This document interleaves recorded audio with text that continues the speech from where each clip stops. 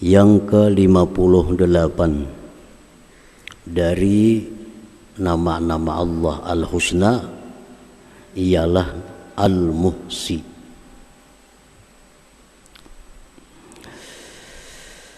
Imam Al-Ghazali radhiyallahu anhu menjelaskan tentang nama Allah Al-Muhsi. Huwal alim walakin iza udifa al-ilmu ila al-ma'lumat min haitsu yuhsil ma'lumati wa ya'udduha wa yuhitu biha summiya ihsa'a. Wal muhsil mutlaq huwa alladhi yankashifu bi 'ilmihi kull haddu kulli ma'lum wa 'adaduhu wa mablaghuhu. Al-Muhsi artinya adalah al-alim, yang mengetahui,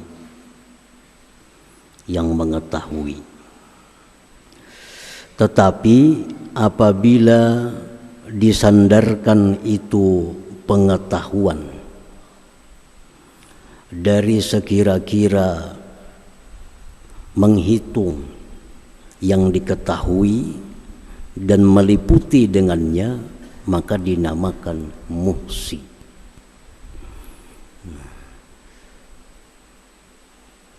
Jadi al-muhsi ini mengetahui dan menghitung. Nah, kalau al-alim itu hanya artinya mengetahui. Al-muhsi mengetahui dan menghitungnya dengan hitungan yang pas, kada kurang kada lebih dari apa yang diketahuinya itu. Di dalam Al-Quran Allah berfirman, wa ahsa kulla syai'in adada. Allah menghinggai, menghitung tiap-tiap sesuatu itu bilangannya.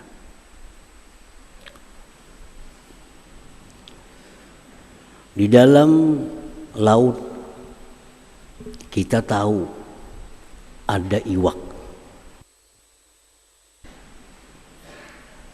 Nah, maka itu namanya alim, tahu. Di dalam laut ada ikan paus, ada ikan kakap, ada ikan ini, ikan itu, kita tahu, itu namanya alim.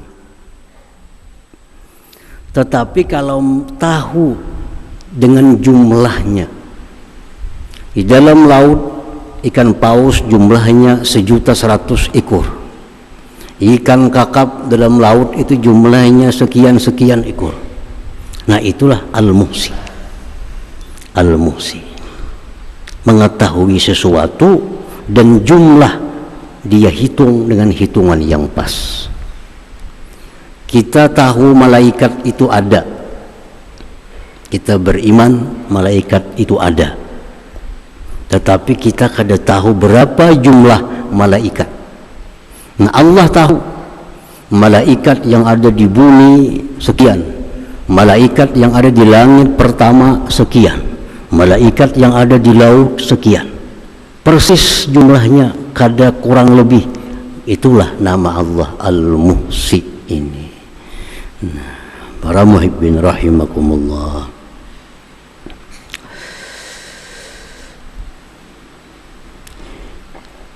Yuhsi kulla syai' adada, dia menghitung tiap-tiap sesuatu bilangannya. Wa yuhsi amalal ibad, dan dia menghitung amal perbuatan hamba-hambanya. Nah, Allah mengetahui dan menghitungnya berapa amal baik dari kita,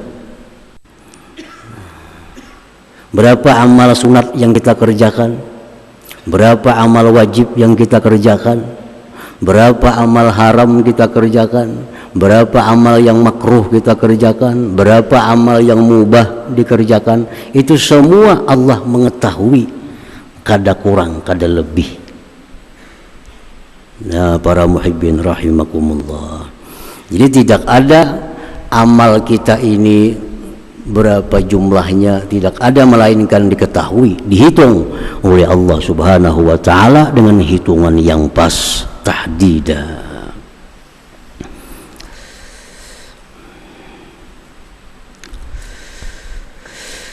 Al-mu'min bismillahil muhsi ayyuhsi amala nafsihi wa yuhsi zada ma'adihi.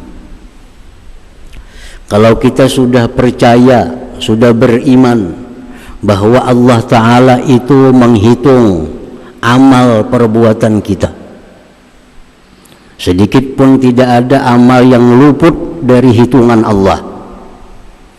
Nah, kalau kita sudah beriman itu, percaya demikian, maka kita mesti menghitung amal kita dan menghitung bekal yang akan kita bawa untuk hari akhirat nantinya. Nah, jadi kita hitung amal kita. Karena kita percaya bahwa Allah nanti akan menghitung amal kita, maka kita pun mesti menghitung amal kita ini.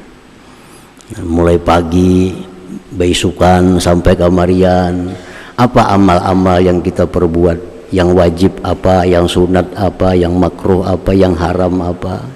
Nah, dihitung. Dan kita menghitung pula bekal sanggup untuk menghadap Allah Subhanahu wa taala. Kita hitung bekal kita, berapa kira-kira, apa-apa amal kira-kira yang bisa menyampaikan kita kepada keridhaan dan surganya Allah Subhanahu wa taala. Nah, mesti dihitung. Kalau kita hendak musafir, kita hendak umrah misalnya, contoh umrah, kita tahu kita umrah dari sini, kita di Jakarta singgah. Habis di Jakarta kita singgah, kita terbang lagi, jalan lagi ke Jeddah, singgah lagi di Jeddah. Di Jeddah menuju Mekah, dari Mekah kayaknya menuju Madinah, dari Madinah bisa ke Jeddah, bisa ke Jakarta langsung. Nah, itu kita hitung. Nah, lalu kita hitung apa sanggup kita, bekal kita di tiap-tiap tahapan-tahapan perjalanan itu, supaya kita jangan sulit. Oh, ini singgah di Jakarta, di Jakarta ini singgah kira-kira setengah hari, bekalku di Jakarta itu cukup demikian. Kayaknya di pesawat 9 jam, bekal di pesawat yang kita siapkan apa? Ini. Nah, kayaknya di Jeddah, di Mekah kita sekian hari, bekal kita di Mekah berapa cukup kita sediakan. Nah, bila kita musafir dengan demikian cara, maka musafir kita akan mengalami kemudahan-kemudahan dalam menjalankan ibadah umrah itu. Nah, coba kalau kita kada berperhitungkan, kita kada bersedia bekal, atau bersedia bekal cuma kada berhitung, ini baju tapi buat dalam tas, kada menghitung nah mana pacang dipakai kena di Jakarta, mana yang dipacang dipakai sagan ihram, mana yang bakal dipakai di Jeddah, mana bakal dipakai di Makkah. Kalau kita kada berhitung, itu kita sulit walaupun kita membawa bekal. Tapi kalau kita kadang menghitung, bekal ini diperlukan di sini, bekal itu diperlukan di situ, itu harus menghitung supaya perjalanan kita dalam mencapai umrah ini menjadi umrah yang bagus, yang diterima oleh Allah Subhanahu wa taala. Nah, para muhibbin rahimakumullah, demikian pula perjalanan kita menuju surga. Kalau kita kada berhitung, kada bakal sampai. Kalaupun sampai, menemui kesusahan-kesusahan kalau kita kadang menghitung bekal. Berapa tempat yang kita singgahi dulu hanya sampai ke surga tuh? Satu yang bakal kita singgahi sebelum ke surga itu sakaratul maut, kematian. Kalau kita kada mati, kada bakal ke surga. Bila mati ini kita persiapannya kada bagus, kada bakal sampai ke surga. Sakaratul maut merupakan sesuatu yang pasti dilalui oleh setiap manusia yang ingin ke surga. Nah, kita hitung, kalau aku kena sakaratul maut, apa bekal yang aku siapkan di masa sakaratul maut itu? Apa kira-kira bekal kita sagana sakaratul maut? Nah, walaupun kita punya bekal banyak, cuma kalau persiapannya kada bujur, itu kesusahan kita, kesulitan. Bisa duit banyak, cuma anaknya dalam tas, di bawah bagasi, kada kau ambil kita. Di pesawat tuh, pesawat duit sering banyakan, dibuat dalam kupur, di bagasi. Datang pegawai pesawat menawari barang apa lawan kita, kawan nukar kita, kada kawa duitnya di bagasi, banyak kayak besango. Kenapa andaknya kada pas? Nah, bekal akhirat pun demikian. Yang diajarkan oleh Allah dan Rasul, ada amalia-amalia khusus yang disiapkan untuk tempat-tempat itu. Pertama yang kita mesti lalui itu adalah sakaratul maut. Nah, kayak apa cara supaya sakaratul maut ini husnul khatimah? Karena bila ini kada husnul khatimah, kada bakal sampai ke surga. Kalaupun sampai ke bisa macam-macam yang dilalui, susah payah. Nah, jadi kita hitung sejak dini sanggup untuk sakaratul maut supaya husnul khatimah.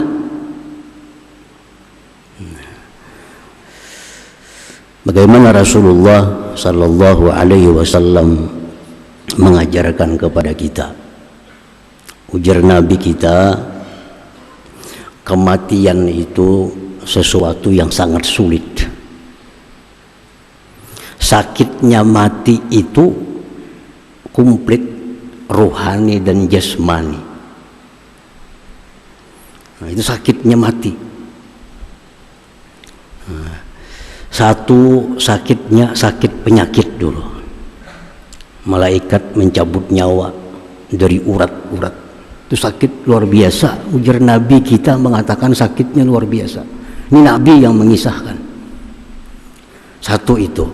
Sakit yang kedua sakit hati. Apa sakit hati? Meninggalkan anak, meninggalkan laki, meninggalkan bini, meninggalkan kabun, bagi nang bisi kabun, meninggalkan mobil, bakal bisa nang bisi mobil, meninggalkan gedung, nang bisi gedung. Sakitnya hati luar biasa. Kalau kita berisi gedung kita hilang sebuah, sakitlah hati, sakit. Mati pang, semuaan ditinggalkan. Bayangkan sakitnya hati orang hendak mati itu. Apalagi rumahku negananya, kayaknya aku mati, biniku kawin ke lain. Sakit bana hati mikirakan itu. Mana sudah penyakit di awak, tambah sakit hati. Bakal meninggalkan orang-orang yang dicintai, meninggalkan hal-hal yang dicintai. Jadi sakitnya mati itu komplit sakitnya. Nah, disitulah Nabi kita memberikan doa supaya kita nyaman menghadapi mati itu. Banyak doa, tapi kada semua doa untuk itu. Nah, Rasulullah dalam sebuah riwayat menyebutkan beliau berdoa, Allahumma a'inni 'alal maut wa hawwinhu 'alayya. Ini doa dipakai Nabi. Allahumma a'inni 'alal maut, ya Allah tolonglah aku menghadapi kematian. Wa hawwinhu 'alayya, dan mudahkan itu mati atasku. Ini doa dibaca Nabi. Allahumma a'inni, ya Allah tolong aku 'alal maut menghadapi mati. Wa hawwinhu 'alayya, mudahkan mati itu atasku. Nah, kalau kita takutan menghadapi mati, baca doa nih. Kada takutan, kada baca, kada apa-apa. Mun asa takutan mati baca doa nih. Allahumma a'inni 'alal maut wa hawwinhu 'alayya. Kada bisa bahasa Arab, bahasa Indonesia. Ya Allah, tolonglah aku menghadapi kematian dan mudahkan itu kematian atasku. Nah, itu doa. Yang kedua, menghadapi sakaratul maut itu ujar Nabi kita, akhbarani Jibril, aku dikabarkan oleh Jibril, anna la ilaha illallah unsul muslim inda mautih, bahwa la ilaha illallah teman penghibur kita waktu kita mati. Jadi dua itu sekada-kadanya persiapan kita yang kita perhitungkan sejak sekarang untuk menghadapi sakaratul maut itu. Pertama doa, yang kedua perbanyak la ilaha illallah. Perbanyak la ilaha illallah. Supaya apa? Karena la ilaha illallah ini akan menjadi teman menghibur kita pada waktu sakaratul maut. Bini kada kau menghibur, laki kada kau menghibur, anak cucu kada kau menghibur lagi. Yang bisa menghibur kita waktu sakaratul maut hanya satu, la ilaha illallah. Nah, jadi kalau kita beramal la ilaha illallah berapa sehari, itu kan di waktu sakaratul maut dia akan muncul menjadi penghibur kita, penentram hati kita menghadapi malaikat maut itu. Nah, jadi ini bekal yang mesti kita siapkan untuk menghadapi kematian. Yang kedua yang mesti kita hadapi, mesti kita jumpai, fitnatul qabri, fitnah kubur. Kubur itu fitnah, kubur itu ujian. Sempit, gelap gulita, banyak cacing, banyak ulat, ada ular macam-macam. Belum lagi munkar nakir, belum lagi himpitan kubur. Nah, kalau kita kada persiapkan itu sejak sekarang, pasti kesusahan masuk kubur. Kenapa? Karena kita kada pernah membiasakan masuk kubur. Kita kan pernah membayangkan kubur itu kayak apa. Tapi Nabi menyatakan bahwa kubur itu ujar Nabi tempat yang paling sulit. Kalau di situ kita kada punya persiapan, kada punya bekal yang khusus untuk kubur, kita kesusahan. Dihimpit kubur, datang malaikat munkar nakir yang luar biasa menakutkan. Menakutkan munkar nakir. Nah, lalu apa Rasulullah mengajarkan kita untuk bekal khusus menghadapi fitnah kubur ini? Rasulullah menyatakan, man qara'a suratal muluk kulla lailah lam yadurruhul fattan. Siapa-siapa yang membaca surah muluk tabarak tiap-tiap malam, dia akan selamat dari fitnah kubur. Nah, baca surah tabarak kulla lailah, tiap-tiap malam baca itu, maka kubur kita akan luas, kubur akan terang, munkar nakir akan bisa kita jawab, himpitan kubur akan dicegah oleh surah muluk itu. Jadi orang-orang bahari mengamalkan tabarak itu persiapan untuk alam kubur. Persiapan alam kubur. Yang mana surah-surah lain di Al-Quran fungsinya tidak demikian. Surah Waqiah bagus tapi kada untuk kubur. Surah Yasin bagus tapi kada untuk khusus kubur. Yang untuk kubur ini surah muluk. Tabarakalladzi biyadihil muluk. Itu tiap-tiap malam kita siapkan juga bekal itu. Nah, yang kedua, Nabi mengatakan, menganjurkan untuk menghadapi kubur itu doa berlindung dengan Allah. Allahumma inni a'udzubika min azabil qabri wa min azabin nar wa min fitnatil mahya wal mamat wa min fitnatil masihid dajjal. Doa di tasyahud akhir biasa. Nah itu doa supaya kita selamat dari azab kubur, karena kubur pasti kita lalui, pasti kita masuki. Kalau kada ada persiapan kita akan susah. Kemudian yang ketiga yang kita akan hadapi, al-muqsu fil qabri. Kita di kubur tuh diam. Berapa lawas kita diam di kubur? Ila yaumil qiyamah, sampai hari kiamat. Bisa ribuan tahun kita di kubur. Nah, ribuan tahun di kubur kalau kada bekal, kita bisa membayangkan. Jangankan 1000 tahun kita kada ada bekal, seminggu aja kita kada ada bekal. Nah ini dalam kubur sekian tahun kita, apa sanggup kita? Itu mesti diihsa, mesti dihitung. Kalau kita beriman dengan nama Allah Al-Muhsi, sembahyang kada kawal lagi di kubur, puasa kada kawal lagi di kubur, amaliyah kita di kubur putus. Nah Rasulullah mengajarkan, idza mata ibnu Adam in qata amaluhu illa min salas. Jadi bila mati manusia, putus sudah amal, kada bisa berbuat apa-apa lagi. Kita dalam kubur membaca la ilaha illallah, kada jadi pahala lagi. Dalam kubur membaca salawat, kada jadi pahala lagi, karena bukan zamannya taklif. Di kubur itu bukan zamannya kita dibebani untuk sesuatu. Nah jadi dalam kubur itu putus sudah amal, kada bisa apa-apa kecuali 3 hal. Nah 3 hal nang kada putus terus mengalir ke dalam kubur, walaupun kita sudah meninggal terus datang dalam kubur.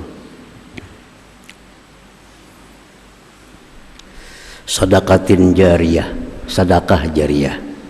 Nah sedekah jariyah, kita bisa dia sudah ada berwakaf samitir segi 4 tanah, 4 nukar orang bulah masjid, 4 dibangun masjid.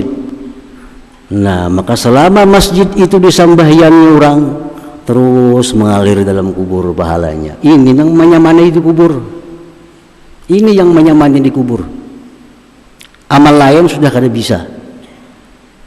Ada tinggal sedekah jariyah, aw ilmin yuntafa'u bihi, atau ada ilmu yang kita ajarkan yang diamalkan orang. Imam Bukhari mengumpul hadis, mengarang kitab hadis.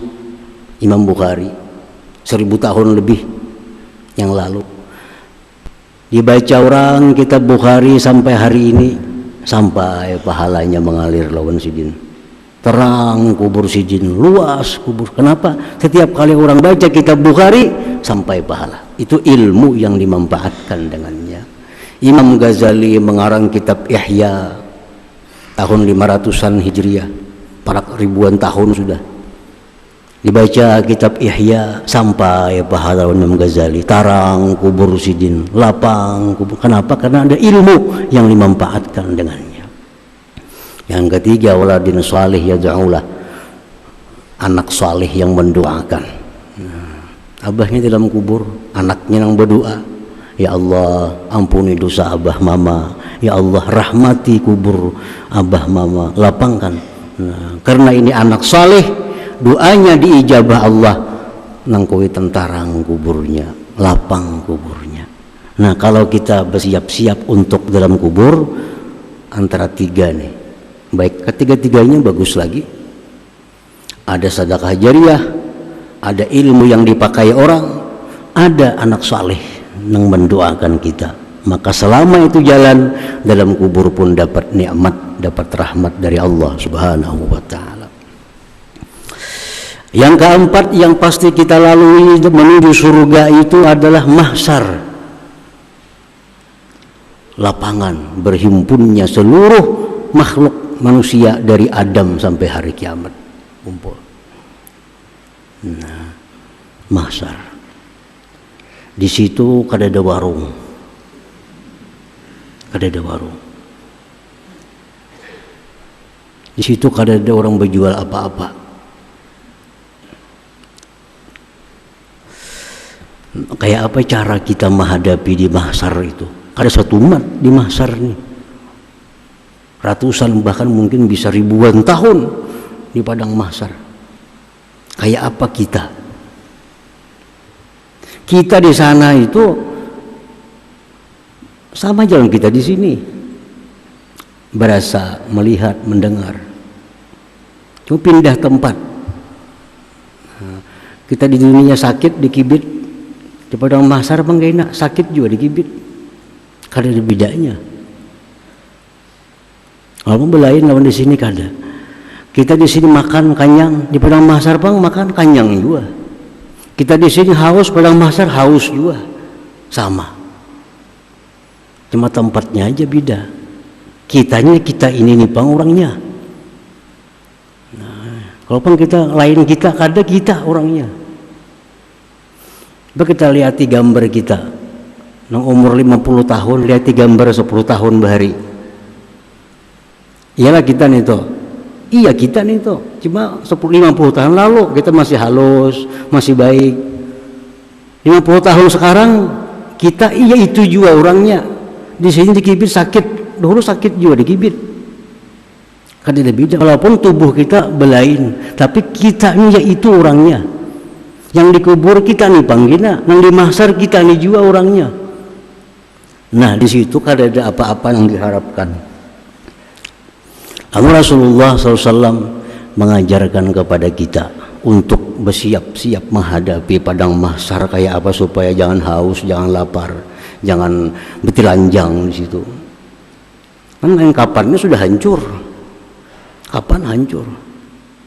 Lalu Rasulullah bersabda, ujar Nabi, man kasa fid dunya lillah kasahullah, wa man at'ama lillah at'amahullah, wa man saqa lillah saqahullah.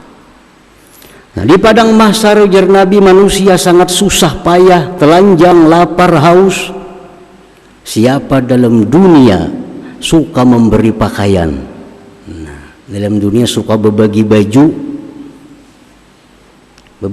dalam dunia suka, kasahullah, di padang mahsyar kena diberi Allah pakaian, baju yang diberikan. Kalau untuk menghadapi padang mahsyar pakaian, memberi hamba bang lain kisahnya hamba. Walaupun berpahala juga, memberi selimut lain kisahnya. Khusus menghadapi ini mesti baju yang kita beri. Nah, upiah beriakan 2 orang, baju beriakan 2 orang, selawar beri orang, supaya apa? Di padang mahsyar itu yang kita berikan itu dikembalikan oleh Allah untuk kita. Jadi kalau kita bersedekah baju itu ada kekhususan, ada kelebihan daripada kita bersedekah duit. Sedekah duit itu berpahala juga. Tapi kalau untuk padang mahsyar itu lain kisahnya. Ini perlu baju, bukan perlu duit di padang mahsyar. Wa man at'ama, siapa yang memberi makan dalam dunia lillah, karena Allah. Dalam dunia kan tujuh memberi makan ni orang. Karena nasi bungkus dibaginya lillahi ta'ala. Kadang mengiau orang ke rumah, mengundang orang ke rumah diberi makan karena Allah Ta'ala. Nah orang yang demikian dalam dunia at'amahullah, di padang mahsyar dapat makanan dari Allah Subhanahu wa ta'ala. Wa man saqalillah saqahullah, siapa yang dalam dunia suka memberi air minum karena Allah, saqahullah, di padang mahsyar diberi minum oleh Allah Subhanahu wa ta'ala. Jadi bersedekah itu mesti bervariasi. Kadang-kadang kita bersedekah duit bagus. Ini waktu lain bersedekah baju, bersedekah nasi, bersedekah apalagi air minum. Karena fungsinya lain-lain, kegunaan lain-lain. Orang yang kada biasa bersedekah baju, sedekah duit saja, di padang mahsyar telanjangnya. Telanjang. Kenapa? Dalam hidup kada pernah bersedekah baju. Karena hadisnya mengatakan man kasa, siapa yang memberi pakaian lillah karena Allah, kasahullah, Allah beri pakaian dia. pada hari raya sedekah baju, dipilih-pilih waktunya. Nah, itu untuk menghadapi padang mahsyar. Kemudian yang kelima yang pasti kita lalui sebelum masuk surga, al-hisab, dihitung. Berapa diberi umur? 60 tahun. Dihitung. Berapa berbuat baik, berapa berbuat dosa, berapa nikmat yang diterima, kemana aja membelanjakan, kemana aja mengguni, hitung oleh Allah. Nah, kalau kita kadang menghitung di dunia ini, kita bakal kesulitan di situ. Kalau kita sudah menghitung duit 1 juta di kabat, hitung 1 juta di kabat, kayaknya pas orang hitung orang sudah bakabat 1 juta 2 juta, mau bisa bakul bisi kita hitung orang. Nah, menghitung kayak apa? Mau kada berhitung dulu. Dalam dunia aja susah kita, apalagi di akhirat. Kalau kita kadang menghitung dalam dunia. Sayyidina Umar bin Khattab radhiyallahu anhu berkata, hasibu anfusakum qabla an tuhasabu wa zinu anfusakum qabla an tuzanu fa innahu ahwanu alaikum bil hisab qada. Ujar Sayyidina Umar, hitunglah diri kamu dulu di dunia, karena itu mempermudah nanti di akhirat. Mudah. Kalau sudah kita biasa menghitung, mulai besokan tadi sampai kemayan gitu amal. Yang baik alhamdulillah, yang kada baik astagfirullah wa atubu ilallah, dihitung. Kayaknya subuh kita hitung pulang, mulai maghrib sampai subuh, sampai yang maghrib baca Quran ini itu alhamdulillah. Oh, tadi aja berbuat dosa di sini astagfirullah wa atubu, kita hitung dulu. Kini di padang mahsyar kita kada sulit lagi karena sudah berhitung berdahulu. Ditambah lagi doa yang diajarkan Rasulullah SAW, Allahumma hasibni hisaban yasira. Nabi dalam sembahyang berdoa, Allahumma hasibni hisaban yasira. Ya Allah, hisablah aku di akhirat hisab yang mudah. Aisyah mendengar, wahai Rasulullah, pian berdoa apa tadi? Ya Nabi, supaya hisab itu mudah kena di akhirat. Nah, kada disulitkan oleh Allah. Hisab secara umum aja, kada hisab nang detail, kada hisab secara global. Nyaman lah kas, kalau tunggu bijian dihitungi, bah susah payah kita. Nah, itu untuk menghadapi hisab yang mudah. Yang keenam yang kita mesti lalui, al-mizan, timbangan. Habis dihisab, ditimbang amal. Nah, ditimbang. Wa amma man saqulat mawazinuhu fahuwa bi syatir radiyah, orang yang timbangan kebaikannya menang, dia selamat. Wa amma man khaffat mawazinuhu fa ummuhu hawiyah, orang timbangan amalnya kebaikannya ringan, dia akan celaka. Nah, lalu kita disuruh mencari amal. Apa amal yang paling berat untuk timbangan kebaikan ini? Amal ibadah taat kada kehitungan banyaknya. Wirid, zikir, macam-macam zikir, macam-macam amalan. Wirid, ratib itu ini. Kalau kita baca semuaan, kada mayu waktu, kada mayu umur. Buku amalan nggak ini kandalnya nah. Baca sebenarnya hari kada mayu waktu. Nah, lalu kita disuruh memilih. Nabi juga melajari mana yang paling perlu diamalkan, mana yang paling perlu diutamakan. Karena semua kan kada mampu manusia. Nah, Rasulullah SAW bersabda, "Ma min syai'in yudha'u fil mizan asqalu min husnil khuluq."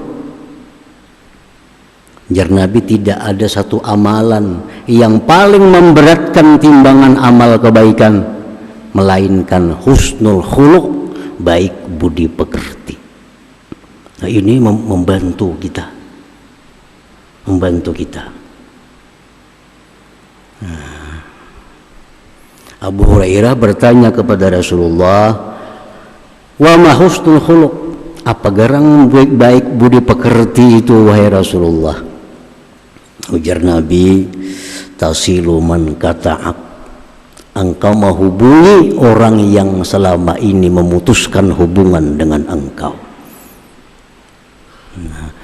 Wa ta'fu amman zalamak, engkau maafkan orang yang menzalim engkau.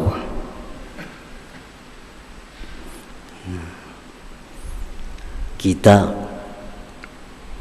memaafkan orang yang menzalim kita, orang pernah menampiling kita, atau orang pernah mengambil harta kita, kita maafkan. Ini pahalanya nih jauh lebih besar daripada sembahyang sunat semalaman suntuk. Mulai isya sampai subuh ini pasahaparna orang bayang, pahalanya berpahala. Tapi mana kina ganalnya, mana beratnya di timbangan lawan kita memaafkan kepada orang yang pernah zalim kepada kita. Ganal itu, besar itu pahalanya. Nah.